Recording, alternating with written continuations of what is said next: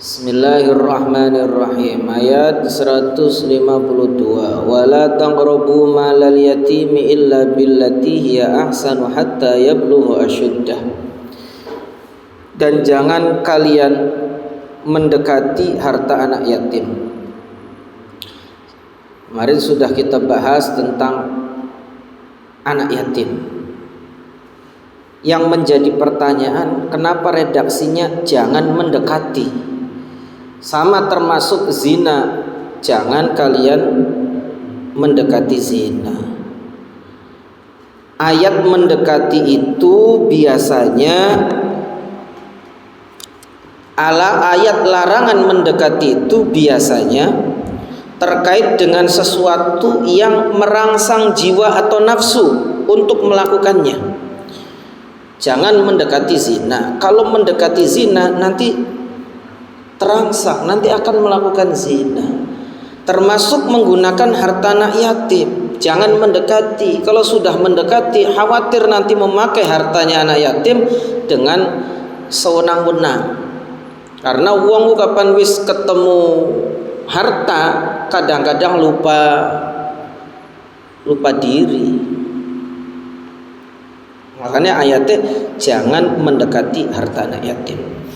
Bagaimana dengan orang-orang yang ngurusi anak yatim, yang padahal yang ngurusinya ini bukan orang yang mampu secara ekonomi? Maka kata ulama, boleh makan bersama. Pendapat pertama, kalau tidak ada uang lagi, kalau ada uang, kita yang ngurusi anak yatim punya uang, ya makannya dari harta kita. Anak yatimnya diajak. Sekarang pertanyaannya, anak yatimnya duit-duit, kulae beli duit-duit, mangan kudu, lamun beli mangan ya kelaparan. Bagaimana? Pendapat yang pertama dari ulama mengatakan boleh menggunakan, jika keadaannya seperti tadi ya, nggak ada duit, boleh makan bersama hartanya anak yatim, tapi dengan makan yang sewajarnya. Ngerti beli sewajarnya kok? Apaan biasa tahu tempe ndok ya wis itu. Jangan mentang-mentang nganggo duitnya bocah yatim wis mangane sing enak nang restoran. Wah, itu namanya zalim. Ya. Menurut pendapat pertama. Pendapat ulama yang kedua mengatakan bahwa boleh menggunakan hartanya anak yatim untuk kebutuhan pokok sehari-hari yang sewajarnya, tapi nanti jika ada uang dikalkulasi, kira-kira saya nih habisnya berapa dibayari. Nah, ini pendapat yang kedua.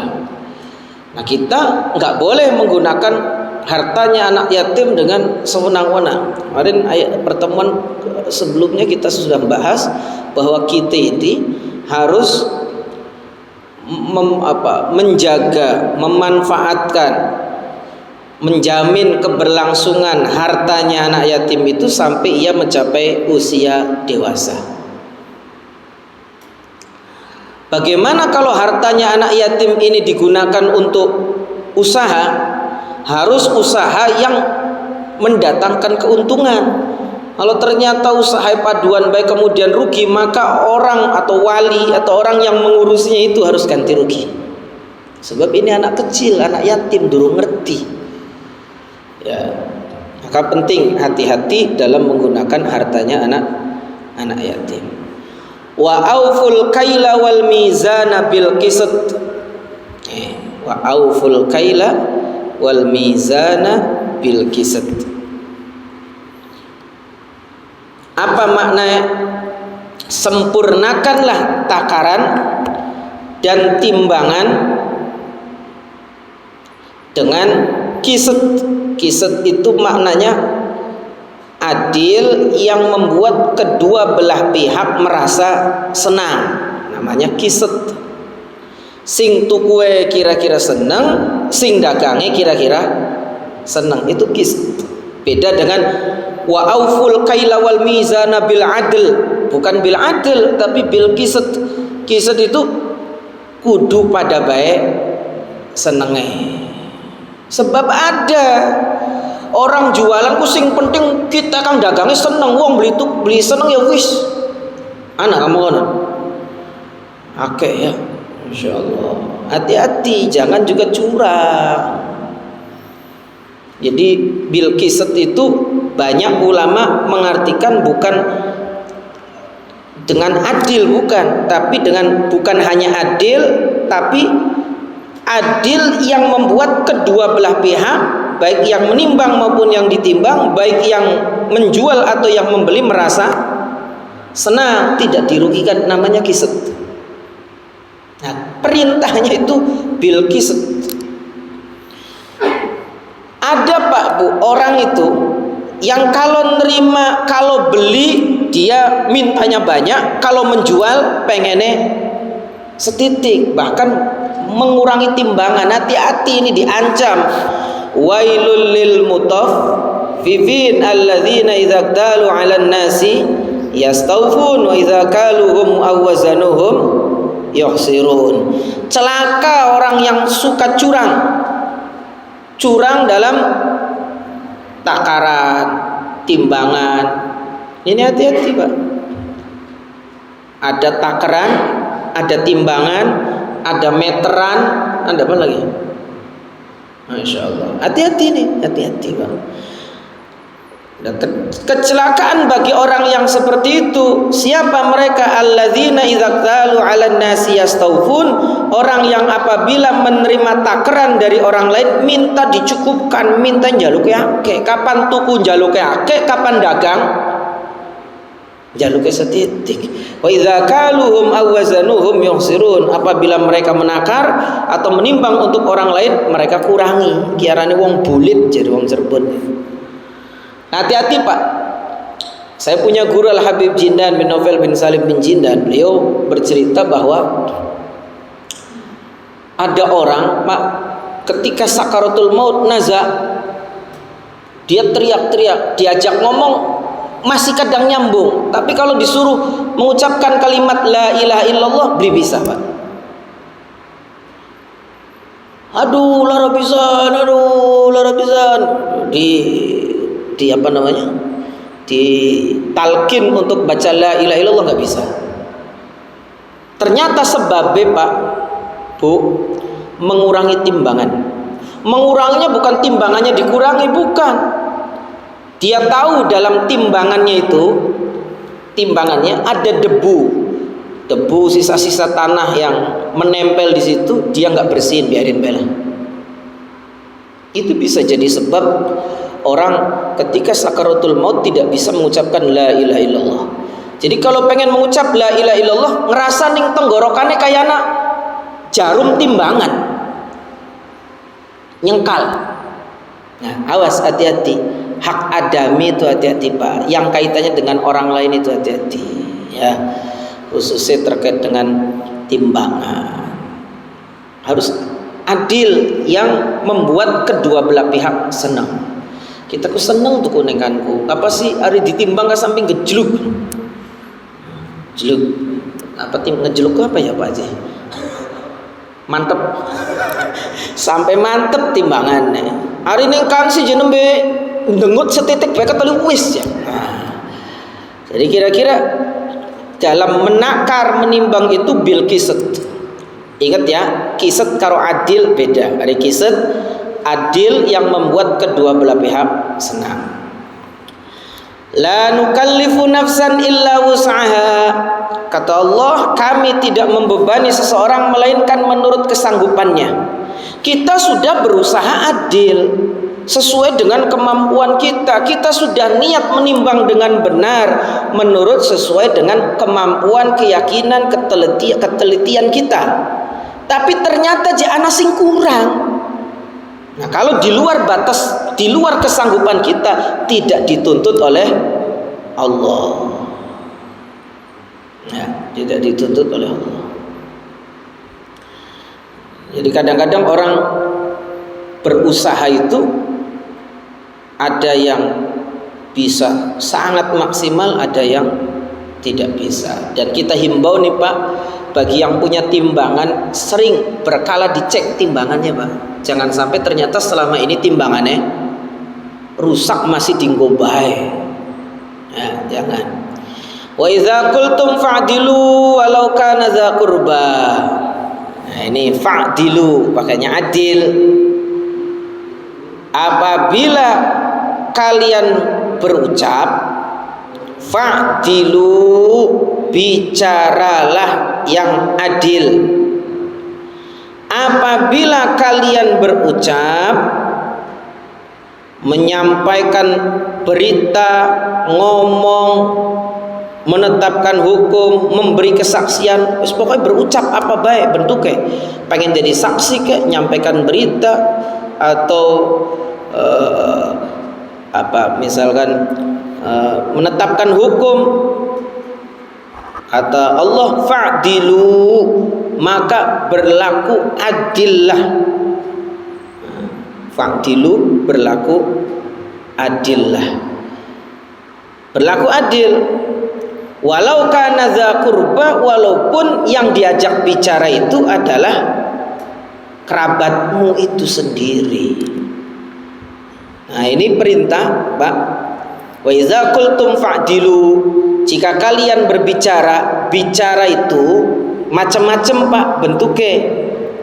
Ngomong lo macam-macam.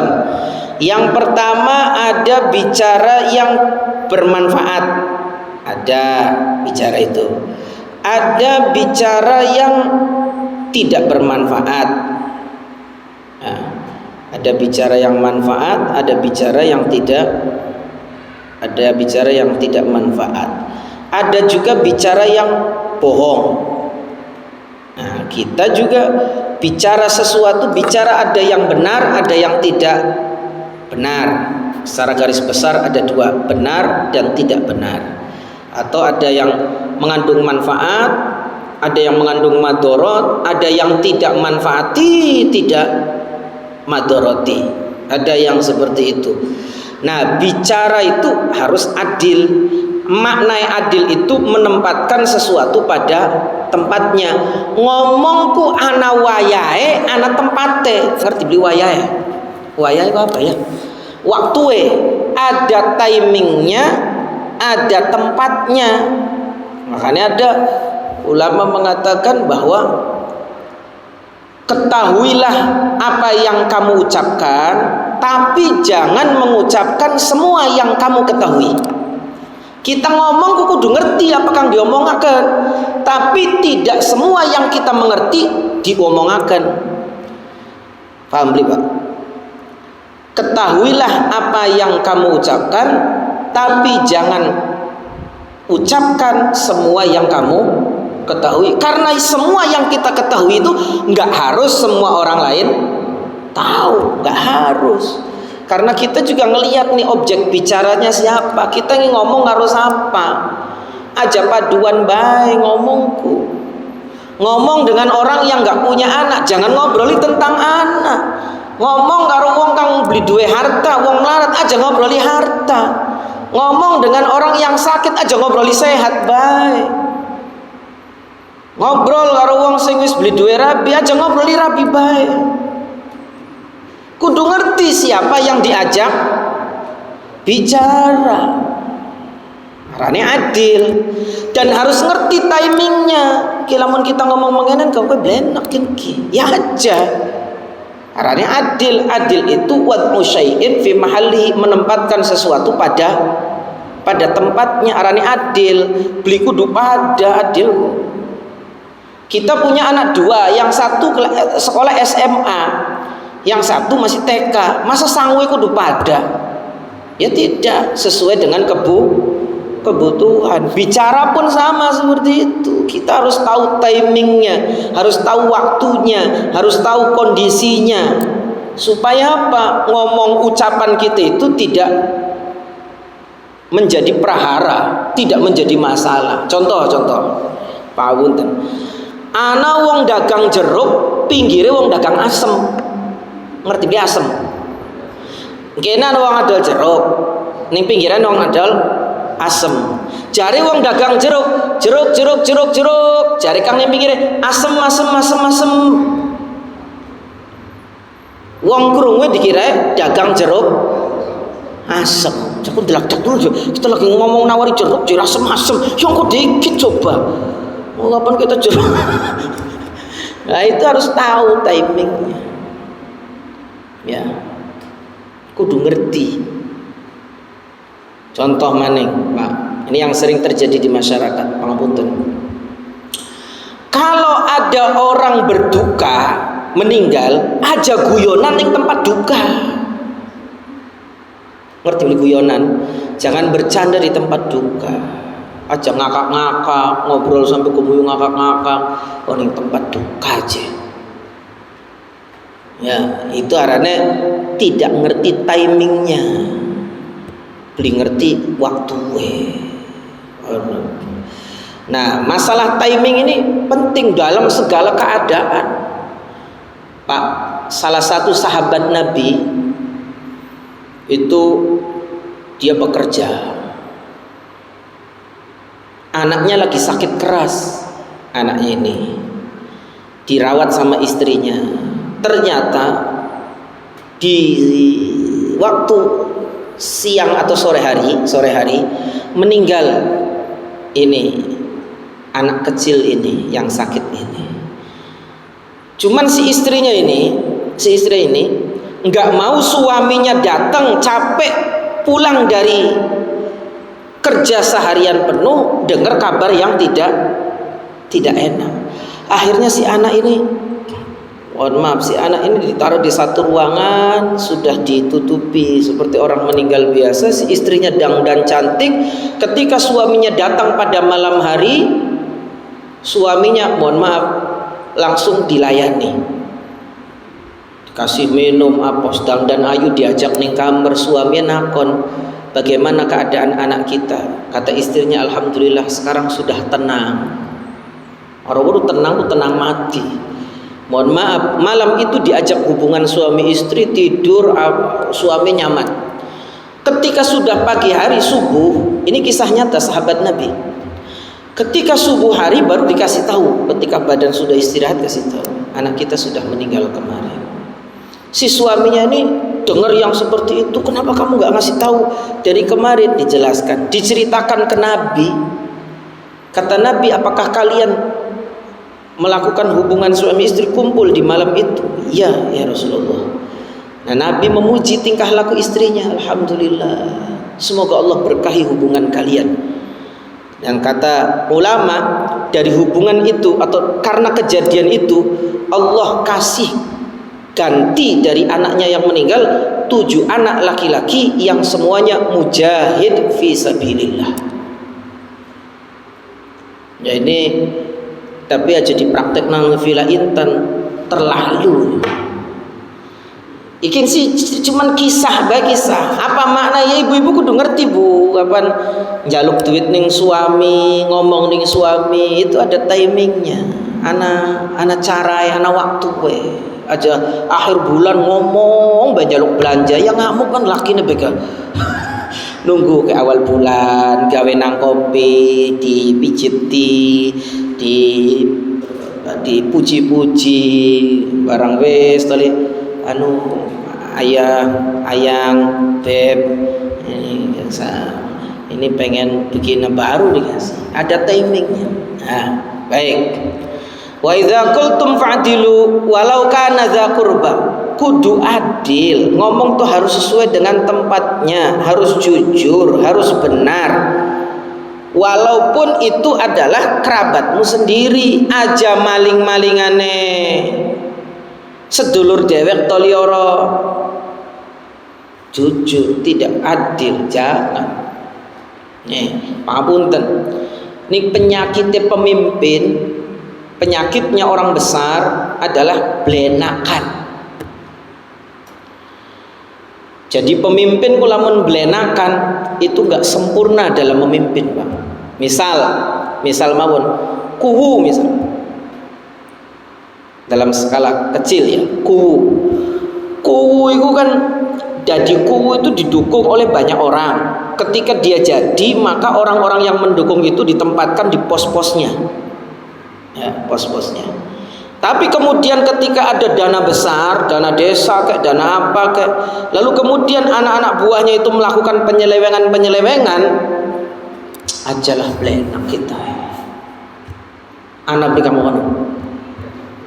Oke, pura-pura beli ngerti, ngomongnya. Lah ini jangan. Bicara yang adil, bicara yang benar. Walaupun itu adalah kerabatmu sendiri. Terus ketika ada bantuan, mohon maaf, ketika ada bantuan, berani nggak mengatakan, berbicara yang berhak ini adalah ini. Sedulur dewek sugih ngomong jaluk bantuan, wah beli ngomong aja sampai beli berhak. Wah beli ngomong orang aneh. Nah ini ayat ini berbicara tentang wa idza qultum fa'dilu walau kana dza qurba, maling-malingane sedulur dewek tadi yang tidak berhak pun beli wani ngomong sampean ku beli berhak iki bantuan nganggo wong miskin ini walau kana dza qurba. Semua Pak yang punya kepemimpinan, kita ini harus menempatkan sesuatu pada tempatnya, katakan kebenaran itu benar walaupun tetap pakai cara-cara yang bil hikmah. Aja terlalu kenceng bokat menyakiti, tapi sampaikan ya, disampaikan. Wa bi'ahdillahi aufu, dan penuhilah janjimu dengan dan penuhilah janji Allah. Apa maknanya penuhilah janji Allah itu?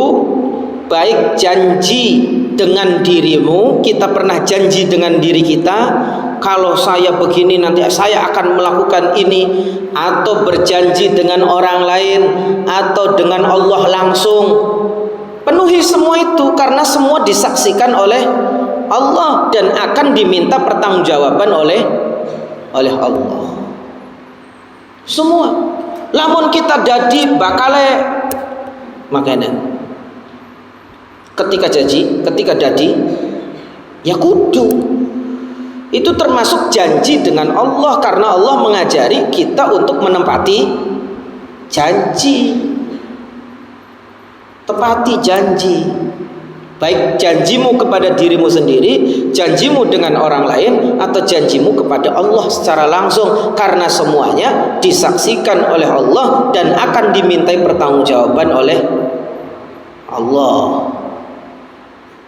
Penuhi janji itu. Orang yang tidak memenuhi janji, yaitu ciri-ciri wong. Zalikum wassakum bihi la'allakum tadzakkarun. Demikianlah Allah mewasiatkan atau memerintahkan kepada kalian agar kalian selalu ingat bahwa itu yang terbaik untuk kalian semua. Maknanya ingatlah wasiat Allah yang tadi, 2 ayat tadi dari awal atas. Jangan syirik kepada Allah, berbakti ke orang tua, terus semuanya itu sampai ke berbuat adil, penuhilah janji. Itu semuanya adalah tujuannya agar kita ini ingat bahwa itu semua yang terbaik untuk kita. Aja durhaka ning wong tua, aja syirik, aja ngurangi timbangan, aja mangan harta anak yatim, kalau ngomong yang adil, kalau berjanji ditepati, dan seterusnya. Wa anna hadza sirati mustaqima wa hadza sirati mustaqiman fattabi'uh, dan sungguh inilah jalanku yang lurus.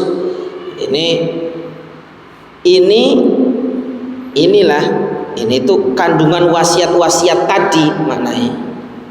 Inilah tuh kemana? Hadza wa anna hadza itu kembalinya kepada wasiat-wasiat yang sebelumnya, 2 ayat sebelumnya. Yang tadi ayat 151, 152. Yang itu semua adalah sirati, jalanku. Sirati itu, sirat itu adalah jalan yang lapang, mustaqimah yang lurus. Apa makna jalan yang lapang? Ya, luas. Semua orang bisa melakukan ini. Langkah wong ngomong, kita ku asli si arepan nimbang timbanganku dengan adil, tapi wis diului wong sejen. Kamu juga bisa melakukan, laka bahasa diuluiku. Semua terbentang, jalannya luas, lurus, semua orang bisa melakukan wasiat-wasiat tadi. Saya itu pengen bakti ke orang tua, tapi didului oleh kakak saya, didului oleh adik saya. Nggak ada bahasa seperti itu. Ini jalan yang tadi diwasiatkan itu sirati mustaqimah, semuanya bisa bersama-sama melakukan. Kenapa? Karena terbentang luas. Kita ku asli sih pengen tidak berbuat syirik, tapi wis dului wong, nggak ada bahasa begitu, nggak ada. Makanya ayat ini mengatakan wa anna hadza sirati. Sirati itu jalan yang luas, terbentang, mustaqimah, lagi lurus. Fattabi'uh. Fattabi'uh, maka ikutilah. Ikuti dengan kesungguhan. Lakukan dengan kesungguhan, berbakti, menimbang dan seterusnya. Wala tattabi'us subula, dan jangan kalian ikuti jalan-jalan. Nah, subul kan beda nih, sirat dengan sabil. Sabil itu arti, diantara arti adalah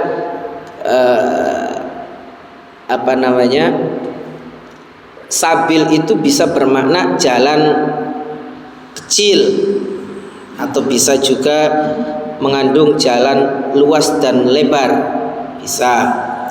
Tapi sabil dengan tadi sirat, sabil dengan sirat ini sebagian ulama mengatakan kalau sirat itu jalan yang luas, kalau sabil jamaknya subul ini kalau tidak disandarkan kepada Allah maka maknanya jalan yang tidak benar. Wala tattabi'us subula, jangan kalian mengikuti jalan yang tidak benar.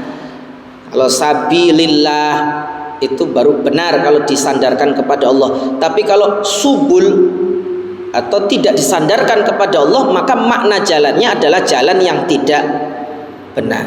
Wala tattabi'us subula, dan jangan kalian ikuti jalan-jalan lain yang bertentangan dengan jalan yang dianjurkan oleh Allah.